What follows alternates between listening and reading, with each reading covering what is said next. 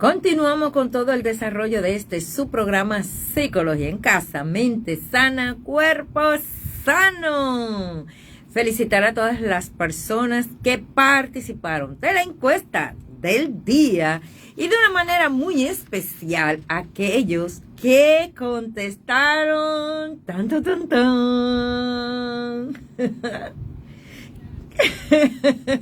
que no. Ganaste. Las vacaciones de verano son un derecho de los niños y niñas y están destinadas a darles un descanso intelectual. Pero eso no quiere decir que no es saludable que ejerciten habilidades olvidadas. No, hay personas que lo inscriben el tiempo completo, ellos ni siquiera una semana de vacaciones le dan a esos niños. Entonces, cuando ingresan de nuevo están agotados. Y mientras más agotados, menos hábiles están para aprender. Entonces, es preciso que durante las vacaciones los niños pueden leer siempre, pero por placer. Es bueno que lean, pero lecturas que le agraden, que ellos quieran, que les gusten. También las matemáticas pueden ejercitarse a través de juegos de mesa que inviten a razonar, como un juego de cartas, o naipes, o Metrópoli, entre tantos juegos que hay que mantienen el cerebro conectado, haciendo conexiones, y que les van a ayudar especialmente a algunos niños que tengan dificultades, que sacaron bajas calificaciones y que tienen retraso de aprendizaje. Se puede trabajar con ellos, pero de una manera divertida y dejándole un espacio de las vacaciones, no ocuparla toda, dejándole un espacio y trabajar de forma diferente a cuando ellos van siempre a la escuela y buscar herramientas de gamificación, que son de juegos, para ayudarlo a actualizarse en algunas asignaturas o materias que quizás no le fue muy bien durante el año escolar,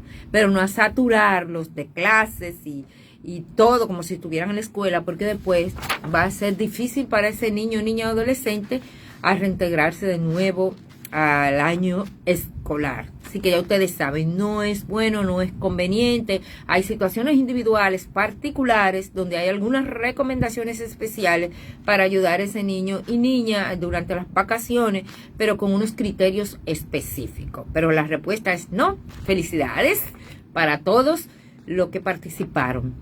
Y vamos a iniciar de inmediato con el desarrollo del tema de hoy.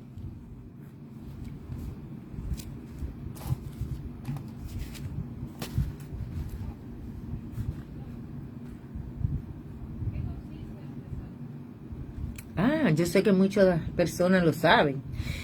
Pero antes déjame saludar a Dulce Rodríguez, quien está conectada, y a Eneida Núñez, que también están ahí adelante conectada en su programa Psicología en Casa. En cuanto a los desastres, suelen llegar sin avisar o con muy poco aviso. En un instante su hogar y su comunidad pueden sufrir daños o ser destruidos y cambiar para siempre. Eso puede pasar y es muy común que después de un desastre se presenten diversas reacciones, entre ellas cambios en los pensamientos, sentimientos y comportamientos. Entonces, ¿de qué se trata? ¿Cuál es el concepto? ¿Cuál es la definición? ¿De qué se trata los desastres naturales? Es un evento catastrófico causado por la naturaleza o los procesos naturales de la Tierra. Ese es el concepto, así de sencillo. Un evento catastrófico causado por la naturaleza o por los procesos naturales de la Tierra. Dentro de ellos hay muchas categorías de desastres naturales, como son los volcanes, los terremotos, huracanes, los tsunamis, las inundaciones, entre otros. Por otra parte, hay otros desastres que también son el resultado de determinados aspectos de la naturaleza que muchas personas no lo tienen como desastre, pero yo le voy a explicar, entre ellos algunas enfermedades, bacterias y virus, como el coronavirus, la pandemia que tuvimos, es un desastre. Obviamente también se consideran como un desastre de tipo natural, que mucha gente solo piensa en cuando hay un terremoto o algunos de los mencionados, pero también entran lo que son los virus, las bacterias, las pandemias como tuvimos, entre otros.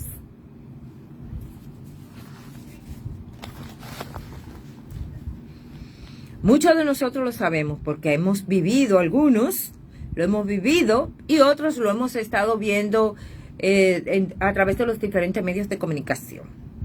Desafortunadamente, los efectos físicos de un desastre son generalmente obvios. O cientos o miles de personas pierden la vida. Los sobrevivientes sufren dolor e incapacidad. Decenas o cientos de miles de personas que pasan por traumas bastante fuertes. Se destruyen a veces lugares de trabajo, equipos dañados, destruidos, entre tantas otras cosas que pasan cuando hay un desastre natural. No solo lo que experimentan directamente el desastre, que le llamamos las víctimas primarias, sienten sus efectos emocionales. No solamente las víctimas primarias van a sentir los efectos, sino también lo que le llamamos las víctimas secundarias, que son las familias de aquellos directamente afectados, también los testigos, los observadores y los voluntarios que buscan rescatar a las víctimas primarias. También pueden experimentar efectos emocionales bastante serios. A veces los efectos emocionales son más fuertes que los físicos.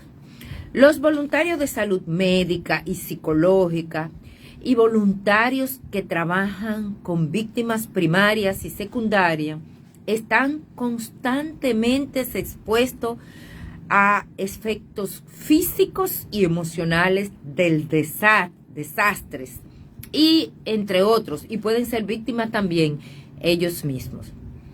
El segundo desastre, la fuente principal del trauma emocional, es el desastre en sí, el mismo desastre. Pero las fuentes de traumatización no terminan cuando el desastre concluye y cuando la víctima ha sido rescatada. Comienza. Esa es una situación bastante difícil en cuanto a lo que dejan los desastres. Cuando la víctima es rescatada, ahí es que comienza el trauma, ahí es que comienzan los problemas, ahí es que comienzan las situaciones, porque se va a enfrentar a ciertas situaciones muy fuertes a nivel emocional y también de otra índole. Después del desastre viene el segundo desastre, que así le llamamos. Vino el desastre natural, arrasó con todo, y entonces viene el segundo desastre, que son los efectos de la respuesta al desastre. ¿Cuáles son? La población forzada a evacuar y llegar a un refugio temporal por periodos cortos o largos de tiempo, se enfrenta con las consecuencias del desastre de una manera progresiva e inexorable. Porque yo no sé si ustedes se han puesto a pensar cómo se vive, en un refugio, mucha gente al mismo tiempo. A veces no hay comida suficiente, no se cuenta con todos los medios necesarios para vivir tantas personas, como los baños, espacio. Son muchos los traumas y muchas las situaciones físicas, fisiológicas, psicológicas que se vive después del desastre. A las pérdidas personales y materiales se agrega la pérdida de privacidad, se agrega la independencia, de familiaridad con el ambiente, pérdida de la certeza con respecto al futuro, porque las personas comienzan a tener un miedo fuerte con lo que va a pasar, comienzan a tener muchos pensamientos, pensando que no van a salir de ahí, que no van a poder superar esa situación. Y en medio de esos días que se vuelven infinitos, donde las personas no saben cuándo va a veces a llegar la energía eléctrica, cuándo va a llegar agua, cuándo va a llegar alimentos, esa incertidumbre es tan fuerte que se vive en este segundo desastre, es decir, después del desastre natural, es bastante difícil.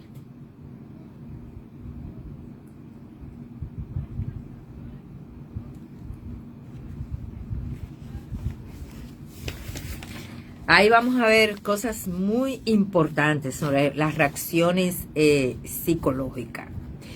Pero antes déjenme decirle algunos conceptos de desastre a nivel social.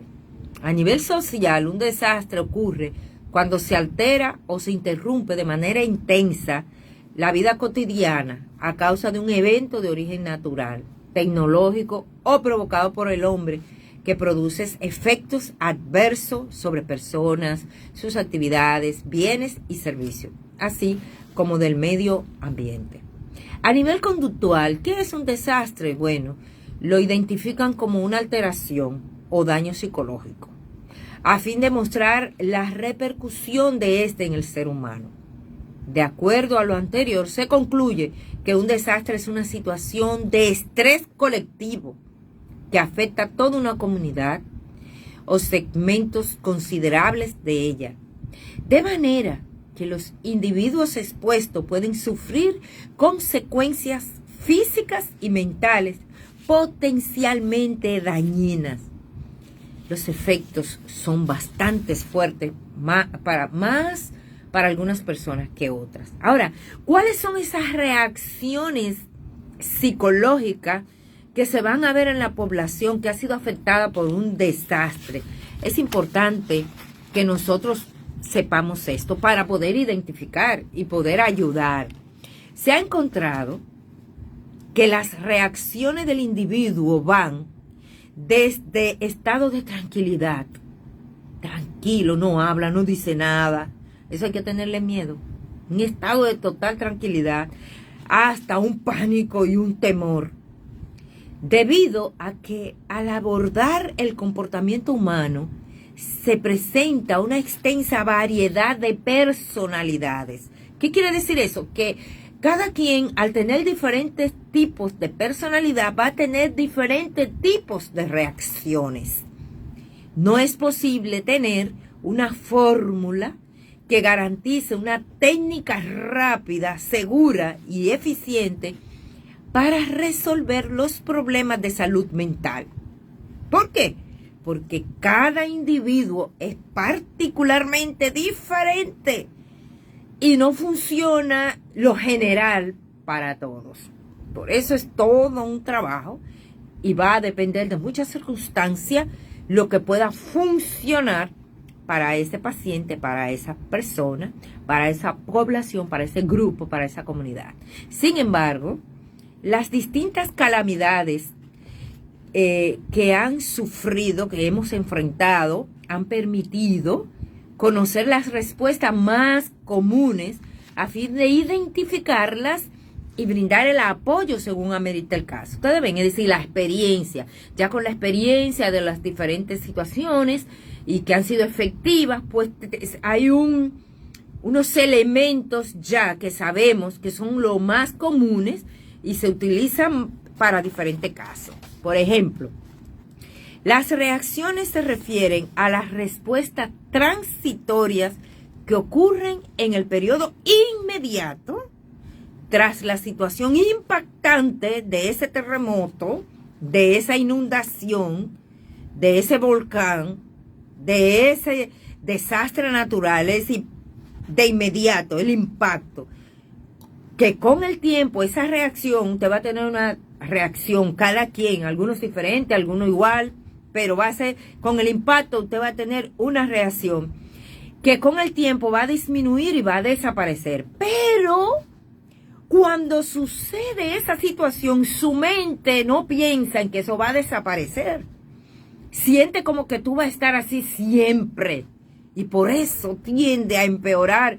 Porque tú crees que vas a enloquecer. Y lo que estás sintiendo, que entraste quizá en shock o en pánico, crees que tú vas a ser así. Y entonces es difícil ese momento. Y por eso el programa de hoy, para que sepas que eso que te pasa en ese momento es una reacción. No te vas a quedar así, va a desaparecer con el tiempo y con las ayudas necesarias que puedas recibir. ¿De qué va a depender lo rápido que va a desaparecer? Va a depender de la plataforma emocional del paciente, va a depender de la edad, de la personalidad, del sexo, del damnificado, de la posición económica y los mecanismos de defensa que tenga a nivel emocional esa persona. ¿Ustedes ven? Qué complejo el ser humano.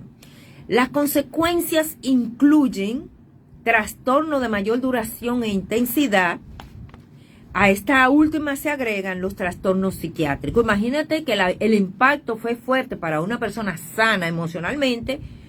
¿Cómo no será para una persona que ya está diagnosticada, que tiene cierto trastorno psiquiátrico? ¿Cómo le va a afectar este impacto? ¿Cómo va a entrar en una crisis y puede agregar otro trastorno? Es complejo, pero es así. A continuación voy a enunciar alguna de ellas. Por ejemplo, dentro de la reacción normal o más común está una ansiedad leve o un desconsuelo. Y pueden comenzar con problemas gastrointestinales. Puede que algunos comiencen con náuseas, con vómitos, con diarreas, sudor frío, o comiencen a orinar cada rato, temblores o tensión muscular, palpitaciones, arritmia cardíaca o taquicardia. Esas son las más comunes que se dan en una reacción de un impacto de un desastre natural. Eso que acabo de mencionar. Eso es una. Estoy hablando de la reacción normal o más común. Está también lo que le llamamos la reacción depresiva. Inmovilidad, mutismo, un sentimiento de vacío, expresión verbal de un sentimiento de inestabilidad hacia los hechos, alteraciones del periodo del sueño, es decir, se quedan activos así y no pueden dormir. Son muchas las situaciones que pueden pasar en ese momento, que entra en una depresión y no habla, se queda con un mutismo, a veces mutismo selectivo.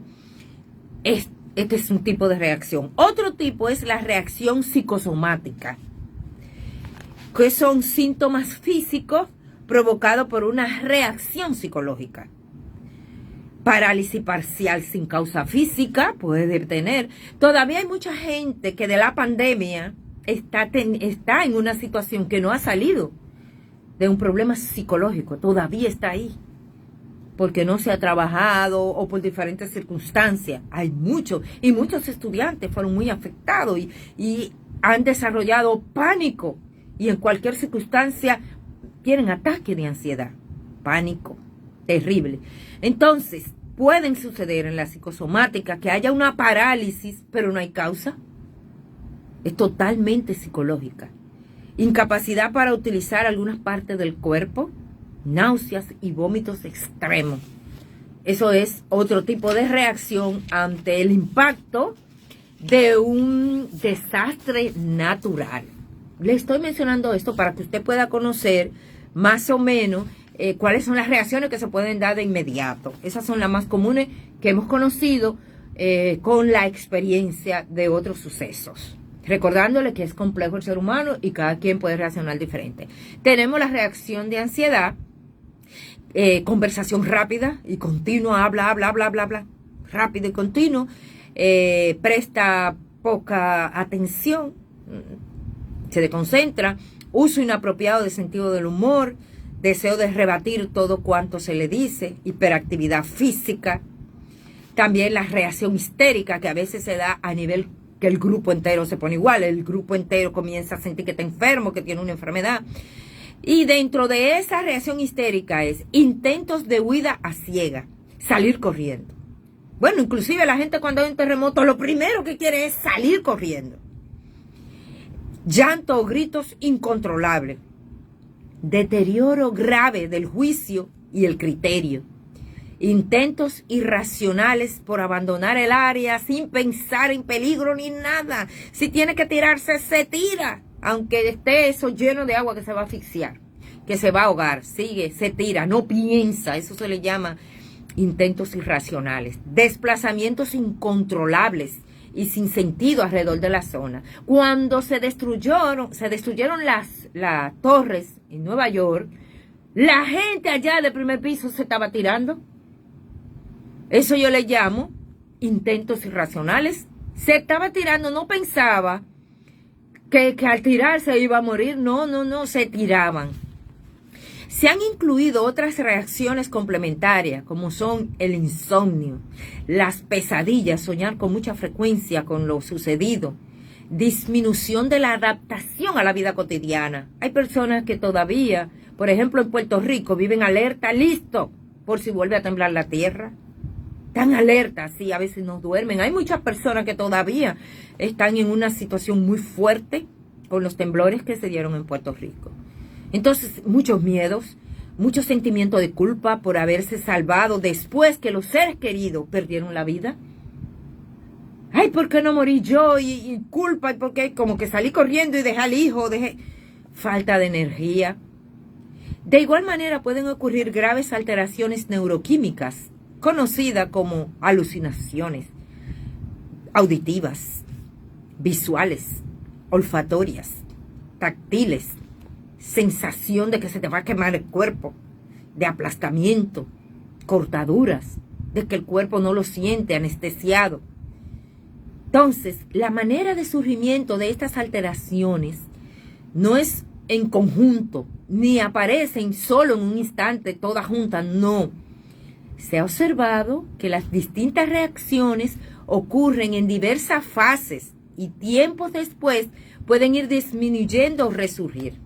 Hay muchas reacciones psicológicas de la pandemia que muchas personas no saben que son producto de la pandemia y que tienen esa situación, porque algunas van apareciendo luego o van resurgiendo las que ya superaron. ¿Por qué este tema para toda esta comunidad? Para que nos evaluemos y busquemos ayuda, la busquemos, porque si no pueden reaparecer otras situaciones psiquiátricas, otro problema relacionado con la salud mental.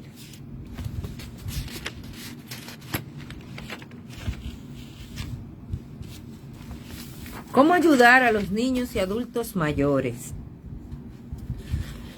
Es importante que nosotros pues estemos claros de todo este proceso de los adultos, de los niños y adultos mayores, porque son más vulnerables.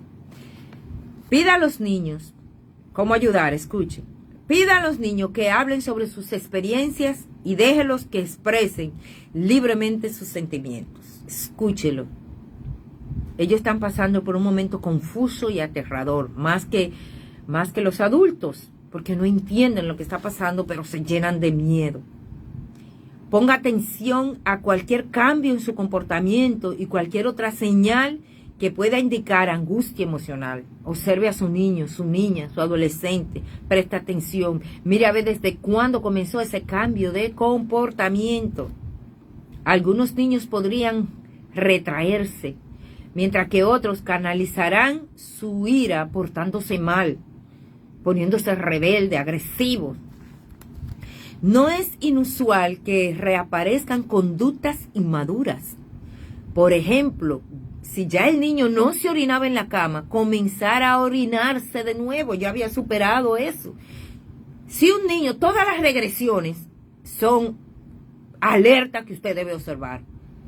Cualquier regresión, que ese niño no se orinaba, tenía control de esfínter y ahora se está orinando en la cama. Ojo. Que el niño se chupaba el dedo y había superado y ahora se chupa el dedo de nuevo. Ojo, alerta. Los niños podrían tener pesadillas, mostrar su miedo a través de síntomas de una enfermedad que no es real, sino que está somatizando. Acepte sus necesidades especiales, permitiéndoles que dependan más de usted por un tiempo, y sea cariñoso con ellos, y escúchelo y busque la ayuda necesaria.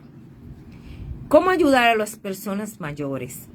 Los adultos mayores de la familia experimentarán muchas de las mismas reacciones que los demás, adultos mayores o ancianos, como le conocen aquí, pero podrían tener ciertas inquietudes particulares, como miedo a que se deteriore su salud, a tener que depender de los demás o a ser internado o ingresado a una institución para adultos mayores. Debido a estos temores, podrían estar reacios a revelar el impacto que el desastre ha tenido en ellos en toda su magnitud. Tratan de ocultar cómo se sienten. Tranquilícelos demostrándoles que se preocupa por ellos y que está dispuesto a ayudarlos cuando estén listos para aceptar su ayuda. Es importante que estemos atentos a nuestros familiares para ver aquellos puntos mencionados si están viviendo esa situación, simplemente para darle la ayuda que están necesitando.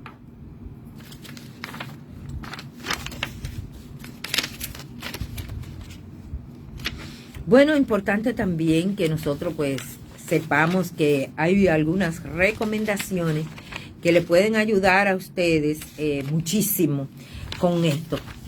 En términos generales, tenemos que estar pendientes que en una intervención en crisis se debe enfocar, es decir, cuando hay una intervención en crisis, nos enfocamos, facilitar la expresión verbal, que el paciente pueda sacar, hablar de lo que pasó. Mientras más hable, mejor. Segundo, estimular la catarsis. ¿Qué es una catarsis? Donde la persona puede repetir, decir lo que pasó, cómo se sintió con todo eso. Tercero, ayudar a superar la negación, porque entra en un proceso de que no. Igual como cuando una persona está en duelo.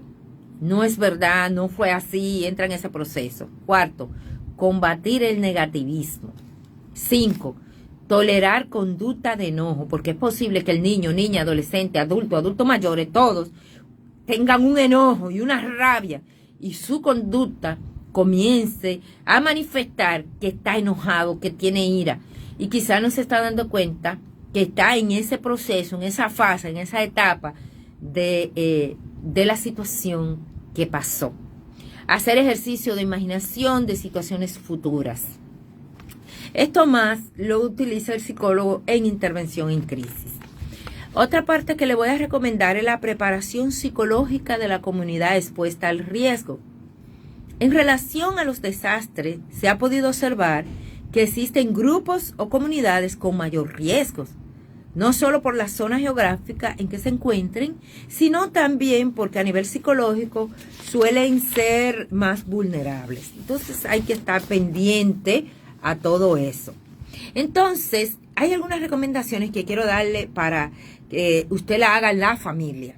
Anote, primero, hable con otras personas sobre cómo se siente y sobre lo que ha pasado. Si usted ha estado en una situación de desastre, le ha impactado, no lo guarde, no se quede callado que usted tiene mucho miedo, porque eso le va a desarrollar ataque de pánico, ansiedad. No lo guarde, exprese su miedo, exprese sus temores, eso le va a ayudar. Hable con otras personas de cómo usted se siente, de lo que ha pasado, de cómo le impactó, dígalo. Es necesario que usted exprese la tristeza, el dolor, la ira, el miedo por lo sucedido y lo que está enfrentando. Que usted diga que todavía tiene mucho miedo, que todavía duerme con la puerta medio abierta. Expréselo, díganlo. Saque en familia, háganlo y escuchen a los hijos, a los miembros de la familia. Segundo, no se sobrecargue de trabajo. Haga una pausa en las reparaciones para estar con tu familia. Desde un tiempo para divertirte, relajarte, practicar su pasatiempo favorito, Vayan a la playa si les es posible, caminen juntos, hagan aeróbicos. Tranquilo, no se pongan a trabajar y trabajar y trabajar, que ese es otro tipo de ansiedad. O a comer, a comer y a comer y a comer, porque eso no le va a ayudar en nada. Tercera recomendación para la familia: no se aísle. Busque y manténgase en contacto con su comunidad, amigos, familiares, vecinos, compañeros de trabajo, miembros de la iglesia. No se aísle, no le va a ir bien. Quinto, preste mucha atención a su salud física, ya que el estrés prolongado puede llegar a tener un impacto en tu cuerpo. Lleve una dieta sana, duerma lo suficiente, haga ejercicio con regularidad. Es hora de salir adelante. Hay mucha gente impactada por el COVID, hay mucha gente impactada en diferentes países por diferentes desastres naturales que han habido. Los momentos difíciles pueden llevar a algunas personas a consumir alcohol, drogas o sobrellevar el estrés. Pueden llevarte a querer anestesiarte con cigarrillos, con juegos electrónicos, con juegos en bancas. Puede llegar a anestesiarte trabajando mucho para no tener que pensar. Te puede anestesiar con la pornografía, con tantas cosas que la gente utiliza para no pensar, para no sentir la ansiedad. Puedes caer en tomar pastillas para dormir, puedes caer en diferentes tipos de drogas para poder sentirte mejor y quedar atrapado en una adicción. Mucho cuidado con eso. Busca atención médica de inmediato si sus reacciones postraumáticas se agravan o si llega a pensar en hacerse daño, porque muchos pasan por estrés postraumático. Tienen que tener mucho cuidado con eso. Y por último, en la medida de lo posible, las familias deben mantener sus rutinas, comer juntos con regularidad, participar en actividades divertidas y continuar con otros rituales familiares. Trate de volver a esos momentos donde comían juntos y ahí conversaban, dialogaban, salir juntos a comerse un helado o ir a un río o a cualquier lugar juntos como familia, que vuelva de nuevo a sentir la seguridad, la confianza, la tranquilidad, para que vaya poco a poco venciendo. Si siente que no puede más, que estas recomendaciones no son suficientes, ve a un psicólogo que te pueda ayudar. Yo espero que este tema haya sido de mucha ayuda para ustedes. Agradecer la sintonía de todos ustedes y será hasta la próxima semana, donde estaremos impartiendo temas tan interesantes como este. Recuerden que puede escribirme por el Facebook recomendando temas que a ustedes les interesen y yo con gusto pues trato de desarrollarlo aquí con ustedes. Bendiciones para todos.